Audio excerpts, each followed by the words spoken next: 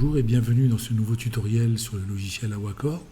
Nous allons continuer la suite précédente qui consistait à créer des tags name, que ce soit manuellement ou que ce soit par lot entier, selon des adresses.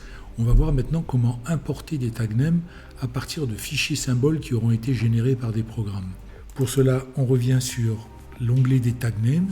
On retrouve notre niveau et on va maintenant importer tout simplement une liste, un fichier provenant de logiciels comme PL7 ou Unity qui auront été générés précédemment.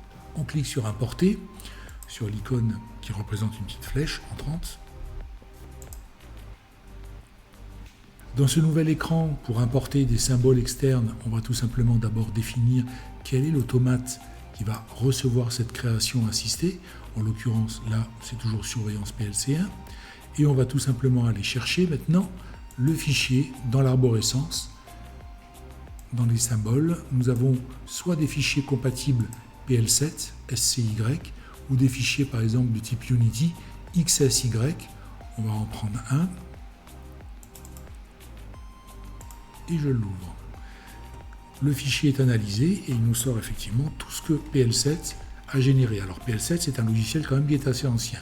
Vous avez maintenant des logiciels comme Unity ou autres qui sont beaucoup plus récents qui permettent de générer des fichiers de symboles. On va pouvoir ici soit prendre l'intégralité des tags, aucun, ou tout simplement sélectionner ceux qui nous intéressent. Donc là en l'occurrence on ne va pas tout prendre, on va prendre toutes les recopies des analogiques de manière pour nous d'avoir les différentes informations dont nous avons les adresses ainsi que la floculation. Maintenant que nous avons créé, nous avons sélectionné les différents éléments en utilisant les touches Shift pour sélectionner une plage entière et CTRL pour en prendre quelques-uns individuellement. Je clique sur le bouton importer, une confirmation bien sûr. Il nous dit les tags name sélectionnés ont été importés. On revient dans les tags, les voilà.